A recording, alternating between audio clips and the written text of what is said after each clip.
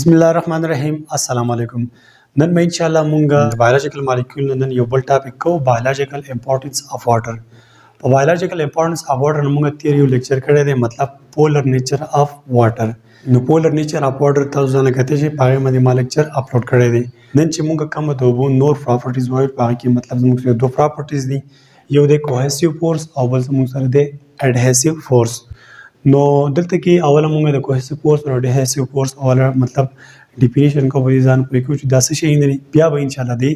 امپورټنس وایو، مطلب اوبو کې چې کوم د صلاحیت الله پاک خو دی د دې بیا مطلب د ژوندارو سيزونو په ژوند کې څه اهمیت دی. دلته تاسو اوله د کوهیسیو فورس مطلب ځان پوي کوي.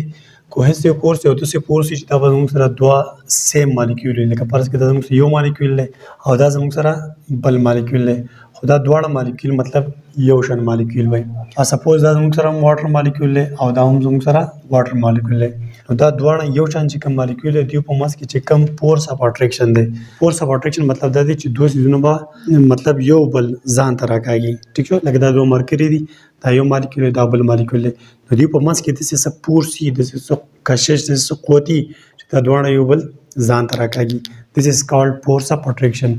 نو دا چې کوم واټر مالیکول یا دا واټر مالیکول یو بل ځان ته راکاږي، دا اوبو مالیکول چې کوم یو بل ځان ته راکاږي دی قوت ته موږ وایو کوهیسیو فورس. اوس دلته کې دا کوم کوهیسیو فورس چې دی مطلب د واټر یو مالیکول او بل مالیکول چې کوم یو بل ځان ته راکاږي دی فورس درسه د وجه نه دی، دا زموږ سره دی د هایدروجن بانډینګ د وجه. لکه دا زموږ سره اوبو یو مالیکول دی، نو اوبو مالیکول فارموله زموږ سره H2 ده او دا هم زموږ سره H2 دی. ټیک شو، دا دوه مالیکول شو. اوس که دا زه پولاو کوم دا H2 دا فرض کړئ زموږ سره اکسیجن دی او په اوبو کې زموږ سره یو اکسیجن دی او دوه هایدروجن دی کنه، دا زموږ سره یو هایدروجن شو او دا زموږ سره بل هایدروجن شو. دا د اوبو یو مالیکول ته بل دا مالیکول دی. نو دا هم زموږ مطلب زه به اکسیجن دلته ولیکم او دلته به دا هایدروجن ولیکم او دلته به دا هایدروجن ولیکم. اوس دا زموږ سره اکسیجن دی او دا زموږ سره هایدروجن دی. هایدروجن بانډینګ مطلب دا دی چې هایدروجن د های الکترونیګیټیویټي اټمونو سره مطلب باند جوړوي. نو دلته کې دا هایدروجن دی او دلته کې دا اکسیجن دی. اکسیجن اوس تاسو ته پته ده های الکترونیګیټیویټي یو اټم دی. نو دا هایدروجن باندې اکسیجن سره باند جوړوي. نو دا زموږ سره کیمیکل باند کوي نه دی، دا فزیکل باند دی او په فزیکل باند کې بیا زموږ سره دا یو مضبوط سټرانګ باند دی، خو د کیمیکل باند بیا کمزوري باند دی. بهرحال مونږ شارټ کټ وایو، مونږ په دومره په هایدروجن باندې باندې ډیټیل باندې خبره نه کوم. نو د هایدروجن کلیر د اوبو د یو مالیکول د دې هایدروجن د اوبو د بل مالیکول د اکسیجن سره کوم باند جوړیږي، this is called hydrogen bonding. نو د دې په وجه باندې مطلب زموږ سره ټول چې کوم واټر دی اوبه دي د یو بل سره د هایدروجن بانډینګ په مدد سره میلاوي. خدا خو زموږ سره شو مطلب کوهیسیو فورس. کوهیسیو فورس تاسو دوباره په دې کې به زموږ سره دوه مالیکول او هغه مالیکول به د سیم یو شانی، لکه دا واټر مالیکول دی او دا واټر مالیکول دی. دا واټر مالیکول به یو بل ځان ته راکاږي. نو دیو چې کوم یو بل ځان ته راکاږي دی فورس او د دې په منځ کې چې کوم قوت دی هغه قوت یا هغه فورس یا هغه کشش ته موږ څه وایو کوهیسیو فورس. ما دلته تاسو په ډیټیل پوهه کړئ، لکه فرض کړئ یو دا واټر مالیکول یو بل دا واټر مالیکول دی. نو اوس دا واټر مالیکول دا بل واټر مالیکول ولې راکاږي یو بل ته؟ this is because of hydrogen bonding. په هایدروجن بانډینګ باندې ما تاسو سرسری پوهه کړئ. لکه د دې مالیکول د واټر مالیکول دا فارموله او د واټر مالیکول هم دا فارموله H2 د H2 ما کولاغو مطلب اکسیجن او دوه هایدروجن او په دې کې دا اکسیجن او دوه هایدروجن. دلته کې به د یو مالیکول هایدروجن به د بل مالیکول د اکسیجن سره باند جوړوي، دي ته موږ هایدروجن بانډینګ وایو. نو دې په مدد سره به ټول واټر مالیکول موږ سره یو ځای اټیچي because of this hydrogen bonding. ښه جناب، اوس دا کوم کوهیسیو فورس چې دی کنه، د دې کوهیسیو فورس موږ اوس امپورټنس وایو. امپورټنس مطلب دا دی چې دا ولې اهم دي. دا جاندارو په جسم کې یا د جاندارو په ژوند کې د کوهیسیو فورس اهمیت څه دی، ولې ضروري دی. اوس وګوره، لکه سپوز دلته کې زموږ سره اوس دا یو بوټی دی او دا بوټی زموږ سره دلته په ځمکه کې ولاړ دی او داسې دا د دې بره دا تنه ده او دا د دې پاڼې دي او دلته کې دا زیلي دي. دلته کې چې په ځمکه کې اوس کوم اوبه دي دا اوبه ټیک ده، نو دا اوبه پورته د دې پاڼې ته راتله کلیر ده. نو دا اوبه پورته د بوټي ته راتله، د پاڼو ته یا د بوټي مختلفو سیمو ته راتله. this is because of cohesive force. لکه دلته تاسو ته پته ده بوټي دی، په بوټي کې تنه ده او زیله ده او پاڼې دي، په دې کې زموږ سره هغه ځای علمي که نه. بهرحال دا به زه ظالم شوم کوم، دا زما سره یو ظالم شو. دلته فرض که زما سره د اوبو دا یو مالیکول دی کلیر، دا یو اوبو مالیکول دلته کې به د دې ځالن سره اټیچ شي او دا به داسې به بره رواني نو دلته کې به دا نور مالیکول د اوبو چې څومره دي دا به داسې ځان پسې راکاږي د دې اوبو مالیکول او د اوبو مالیکول په منځ کې هایدروجن بانډینګ دی که نه نو دې په منځ کې چې کوم فورس اف اټریکشن جوړ شوی دی دا مالیکول یو بل سره اټیچ دي داسې دا ده بهر لنډه دا ده چې لکه په دې بوټي کې پورته دا اوبه روانې دي نو په دې کې زموږ سره د کوهیسیو فورس ډېر اهم کردار دی لکه سپوز اوس د یو واټر یو مالیکول او بل مالیکول په منځ کې مطلب دا فورس نه دا فورس اف اټریکشن دی نو بیا چې کومه په سیند کې به ښکته اوبه روانې دا اوبه به مطلب یو ځای نه روانې څه به مخکې روانې څه به پسې وروسته روانې ګډې وډې قصه به وي لکه سپوز دا زموږ سره سیند دی ټیک ده دریاب دی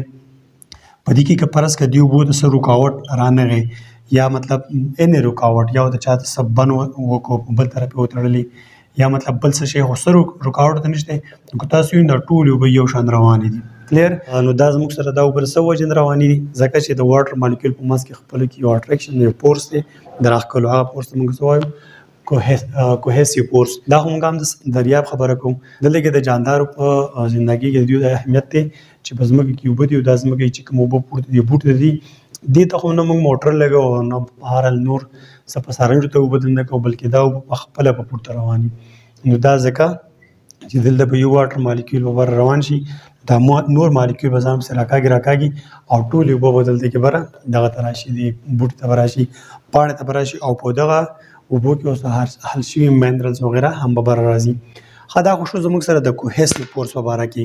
د دې سره سره اوس دلته کې زموږ سره بل دا دی اډهیسیو فورس د اډهیسیو فورس مطلب دا دی چې دلته کې به زموږ سره دوه ډیفرنټ مالیکول دي لکه بالفرض که تاسو زموږ سره واټر مالیکول شو کلیر ده دا یو مالیکول دی او دلته به مطلب بل څوک بل مالیکول وي بلکې هر څه مالیکول شو بهر دا زموږ سره بل مالیکول دی د دې اډهیسیو فورس په مطلب خو موږ پوه شو چې یو مطلب ټو ډیفرنټ مالیکول وي لکه سپوز دا واټر مالیکول او دا چېرته بل څه مالیکول دی د دې دوه مختلف مالیکول په منځ کې چې کوم فورس اف اټریکشن دی دس از کالډ اډهیسیو فورس اوس د دې څه امپورټنس د دې امپورټنس دا دی لکه سپوز اوس زموږ سره دا زایلم دی ټیک ده دا زایلم ما جوړ کړی دی دلته کې خو دا واټر مالیکول او دا واټر مالیکول د واټر او د واټر مالیکول په منځ کې چې کوم فورس اف اټریکشن دی هغه کوهیسیو فورس دی خو دلته کې چې دا اوبه پر داسې روانې دي نو دا به د زایلم لکه فرض کړه زموږ سره واټر مالیکول دی دا ټیک ده نو دلته کې به د دې واټر مالیکول د دې زایلم دا زایلم چې سم جوړ دی زایلم خو دی که نه ده داسې فورس اف اټریکشن مطلب د دې واټر مالیکول د دې زایلم سره فورس اف اټریکشن شته لکه فرض کړه تاسو اوس یو ګیلاس دی په ګیلاس کې اوبه یو د اوبه ته واړئ نو په دې ګیلاس پسې به بیا هم هغه اوبه سنختي لکه فرض کړه دا زموږ ګیلاس دی ګیلاس کې دا اوبه دي خو که فرض کړه دا ګیلاس مونږ داسې مطلب الټا کړو ټیک ده الټا یې بالکل داسې الټا کړو او دې نه دا اوبه مونږ واړو نو په دې ګیلاس کې به بیا هم په دې دیوال پسې دننه طرف دا اوبه لږې ډېرې نښتي دا ولې نښتي دي ځکه چې دې اوبو د بل مالیکول څخه فورس اف اټریکشن شته کلیر ده نو د دې په وجه باندې مطلب زموږ سره دا اوبه په بره رواني که فرض کړه د دې مالیکول د دې زایلم سره د نښتو فورس اف اټریکشن دې په منځ کې نه وي نو دا اوبه بیا په بره نه شي تللی دا اډهیسیو فورس یو بل پراپرټي ده د اوبو چې د دې په مدد او امپورټنس ما خو تاسو ته ویل که نه چې دا اوبه په بره د دې کوهیسیو فورس او د دې اډهیسیو فورس په مدد سره په بره رواني دلته کې په کوهیسیو فورس کې د واټر مالیکول په خپل منځ کې فورس اف اټریکشن دی او په اډهیسیو فورس کې د دې واټر مالیکول د دې زایلم سره مطلب فورس اف اټریکشن دی نو دا د دې سره اټیچ دي د نښلي چې نښلي دا به ورو ورو ډکېږي داسې د اوبو نه او په بره به دې کې د اوبه رواني او پاڼو ته د بوټي هر حصې ته به د اوبه رسي دا شو زموږ سره نننی ټاپک د کوهیسیو فورس او د اډهیسیو فورس په باره کې زه امید کوم تاسو په دې ټاپک پوه شوي وئ انشاءالله بیا به ملاقات کېږي تھینک یو الله حافظ